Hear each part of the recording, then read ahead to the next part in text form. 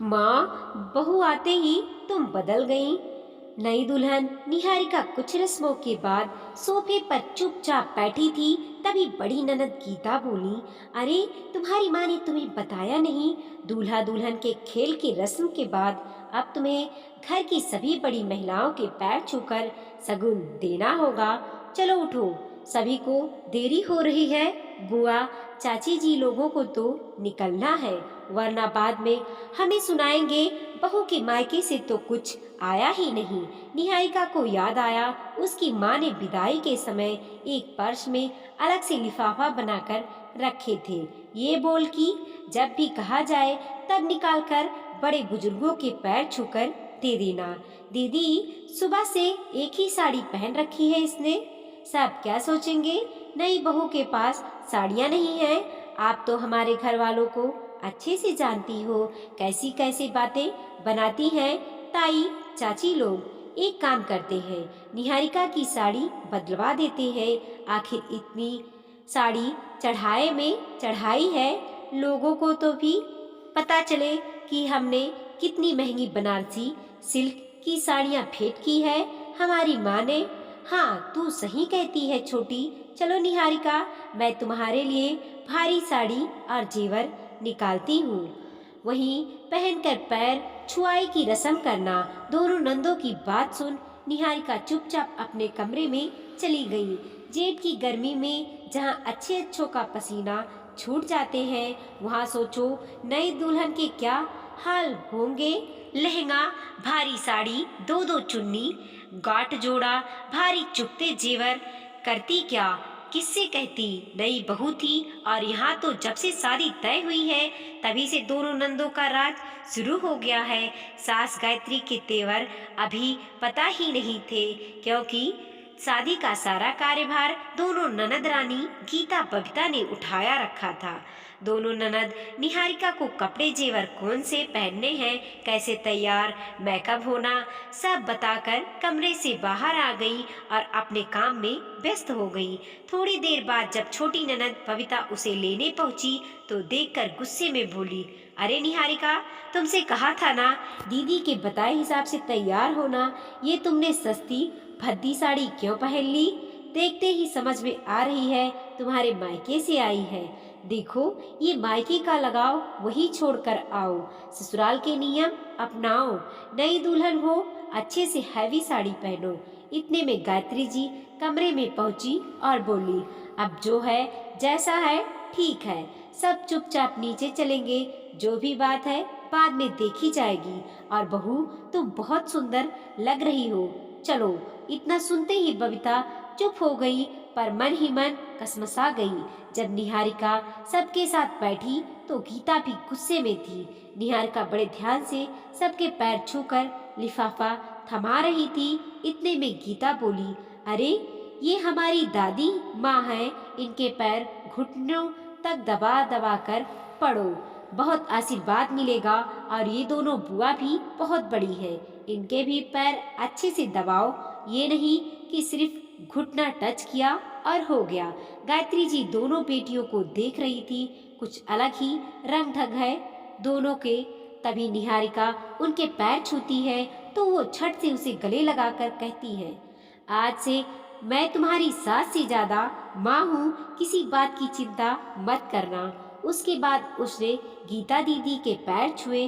बबीता की तरफ बढ़ी ही थी कि गायत्री जी बोली, इसकी शादी भले ही तुमसे पहले हुई है, पर ये तुमसे छोटी है, जिसके पैर नहीं गले लगो। और मैं चाहती हूँ गीता भी अपनी भाभी के गले लगे, ताकि प्यार और अपनापन बना रहे। न चाहते हुए भी दोनों ने निहारिका को गले लगा लिया। अगले दिन बहू की पहली रसोई होनी थी। कुछ मेहमान चले गए थे, मगर खास खास लोग खाना खाने के बाद ही जाने वाले थे। गीता बबीता ने दोनों ने निहारिका को रात को ही खाने का मेनू समझा दिया और कहा, वैसे तो उमा काम वाली तुम्हारी मदद कर देगी, मगर मीठा तुम्हें खुद ही बनाना है। और हाँ, पूजन से पहले चौके में कुछ भी जूठा गंदा नहीं होना चाहिए, ध्यान रखना। हमारी माँ ने हमें बचपन से ही सख्ती से नियमों में रखा है, इसीलिए हम समझा रहे हैं। अगर तुमने रसोई में कुछ गड़बड़ की तो बहुत डांट पड़ेगी, इसीलिए सावधान रहना। अपनी नंदों की बात सुन। निहारिका जैसे बौखला सी गई। इतनी सख्ती!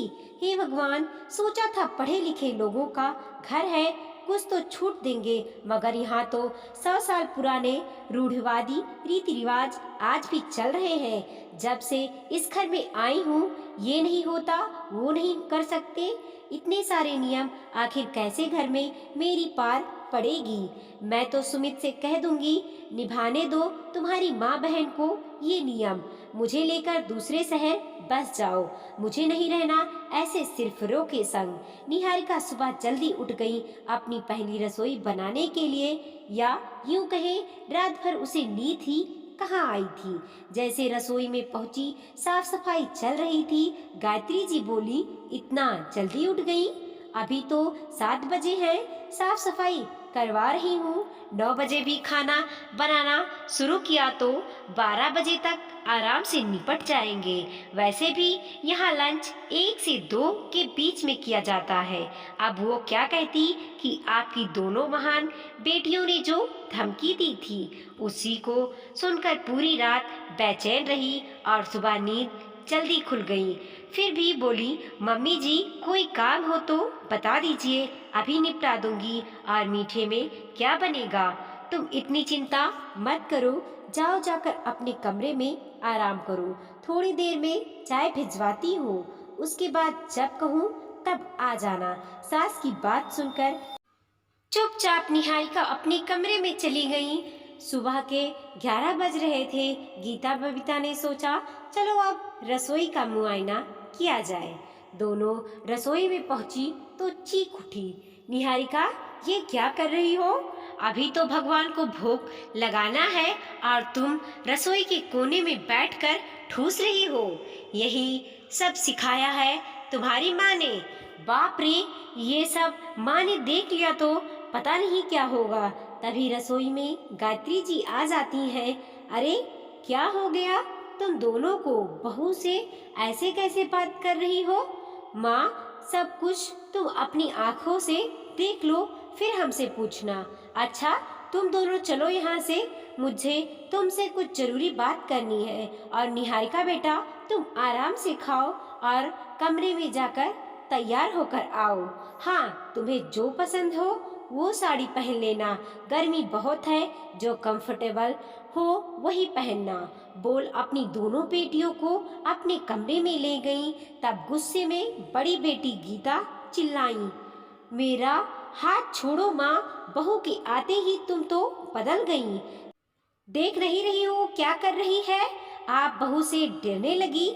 उसकी मर्जी से काम करोगी तब कल को 8-8 आंसू रोओगी। अरे हम तो तुम्हारी मदद ही कर रहे हैं, इस घर के नियम समझा रहे हैं कि बहू को कैसा रहना चाहिए, ये बता रहे हैं। और एक तुम हो, उल्टा सीधा किए जा रही हो। हम दोनों बहनों के लिए तो इतना अनुशासन रखती नहीं, आज खुद का अनुशासन ही भूल गई।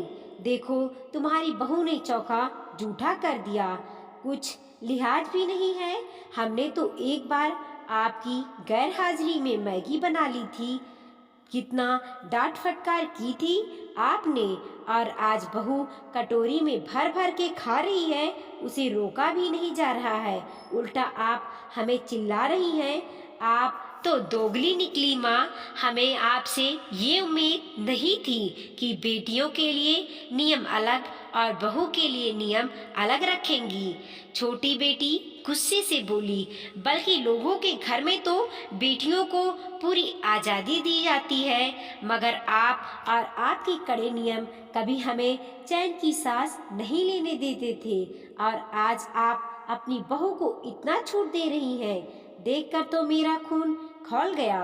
वो तो भगवान की दया रही हम दोनों को कि इतनी अच्छी ससुराल मिली। छोटी तो अपने पति के साथ बाहर रहती है, मैं सास ससुर के साथ रहती हूँ, मगर वो मुझे माँ बाप से बढ़कर प्यार देते हैं, हर तरह की आज़ादी दे रखी है। कपड़े हो या खाना पीना, कहीं भी रोक टोक नहीं करते। कहीं आती जाती भी हूँ तो पूछते भी नहीं। सच, मायके से ज्यादा सुख मिले हैं हमें ससुराल में। दोनों की बात सुन गायत्री जी बोली, मेरी प्यारी बच्ची हो, मैं कुछ नहीं बदली। तुम खुद देखो, जब हम शिफॉन जारजेट की साड़ियों में घूम रहे हैं तो उसको इतना भारी बनारसी सिल्क क्यों पहनना? तुमने देखा नहीं, पूरा ब्लाउज पसीने से भीगा हुआ था। और रही रसोई जूठा करने की बात तो सुनो, सारा खाना बन चुका है, मीठे का भोग मैंने लगा दिया है। जब मैं पूजा कर रही थी तब उसे चक्कर आ गया। मेरे पूछने से बोली, शादी की रस्मों के कारण 4 दिन से ढंग से खाना नहीं खाया और विदाई के बाद एक निवाला हलक में नहीं उतरा। बेचारी ने। अब एक बात बताओ, जो माँ अपनी बेटियों को भगवान के भोग से भी पहले खाना खिलाती थी, वो आज अपनी बहू को भोग लगाने के बाद खाना नहीं दे सकती? और मेरी लाडलियों, तुमने अपने सवाल का जवाब खुद ही दे दिया। मैंने तुम्हें इतने कड़े अनुशासन, नियम, कायदे में इसलिए रखा ताकि तुम कभी भी अपनी ससुराल में ये ना सुनो कि तुम्हारी माँ ने तुम्हें कुछ सिखाया नहीं। मैंने हर तरीके से तुम्हें परफेक्ट बनाने की कोशिश की। और देखो, आज तुम दोनों घर ही नहीं, बाहर के कामकाज भी कितने अच्छे से संभालती हो। पूरे ससुराल में तुम्हारी वाहवाही होती है। तुम दोनों की सास पूरी शादी में तुम्हारी तारीफ करते नहीं थक रही थी। सास ही क्यों, मैं भी, क्योंकि तुमने अपने भाई की शादी कितने अच्छे से संभाली। मुझे तो पता ही नहीं चला कि कब शादी के काम की शुरुआत हुई और वो कब आकर खत्म हो गया। मक्खन मलाई से तुमने सारा काम निपटाया। तुम्हारे पापा भी बहुत डरे हुए थे, कैसे होगा, क्या होगा, मगर देखो तुम दोनों ने कैसी निपुणता से सब कुछ संभाला। इसमें तो कोई शक नहीं, तुम तो मेरे दोनों बेटियां सर्वगुण संपन्न है। मगर अब जो तुम दोनों कर रही हो उसके दुर्गामी परिणाम घातक साबित हो सकते हैं। नई नई अपनी भाभी के मन में ऐसे कांटों के बीज बोओगी, कड़वी बातें बोलोगी तो आगे चलकर जब मैं असहाय हो जाऊंगी या नहीं रहूंगी तो कभी अपनी भाभी से प्यार समर्पण की उम्मीद मत करना। दोनों अचंभे से अपनी माँ की तरफ देख ही रही थी कि फिर गायत्री जी बोली, क्या कहते हैं तुम्हारी भाषा में, first impression is last impression. आज तुम दोनों ननद इतना भयंकर डरावना रूप दिखा रही हो। सोचो, तुम प्रेम से भी बात करोगी ना तो उसे शंका ही होगा कि आप दोनों इतनी अच्छे से बात कर ही नहीं सकते। मैं चाहती हूँ, आज तक मेरी दोनों बेटियां थी, आज निहारिका को मिलाकर मेरी 3 बेटियां हो जाएं। इसकी माँ ने मुझे शुरुआत में ही बता दिया था। पढ़ाई लिखाई के सिलसिले में हॉस्टल और पीजी में ही रही है। घर के काम काज में हाथ थोड़ा तंग है। और हाँ, माना मैंने तुम्हारे भविष्य के बारे में सोचा। मेरी नीतियाँ कुछ अलग थीं। अब हर माँ एक जैसी नीति तो अपना नहीं सकती, क्योंकि परवरिश के कोई नियम नहीं होते। हर माँ अपने हिसाब से अपने बच्चों को पालती पोसती है। तो मुझे उसकी माँ सुषमा जी की बातों में भी कुछ गलत नहीं लगा। अब हम चाहते हैं कि निहारिका हमारे हिसाब से ढल जाए, तो उसे कुछ वक्त देते हैं, कुछ अपनी तरफ से समझाते हैं। देखना, धीरे धीरे वो भी तुम दोनों की तरह निपुण हो जाएगी। मगर अचानक से उससे इतनी उम्मीद करना, बात बात पर टोकना झगड़े का कारण बन जा सकता है। इसीलिए संयम से काम लेते हैं। हम तीनों मिलकर उसे अपने घर परिवार के नियम के बारे में धीरे धीरे समझाएंगे।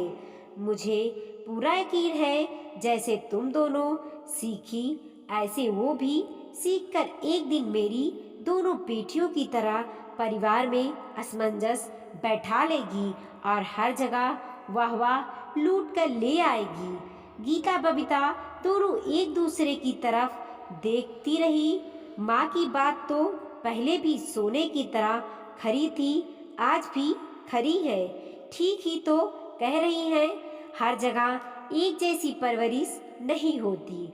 फिर हमारा भी तो कर्तव्य बनता है घर आए नए सदस्य के साथ प्रेम और सुरहद से बात करना, ना कि बात बात पर ताने तंज लेना छीटा कासी करना।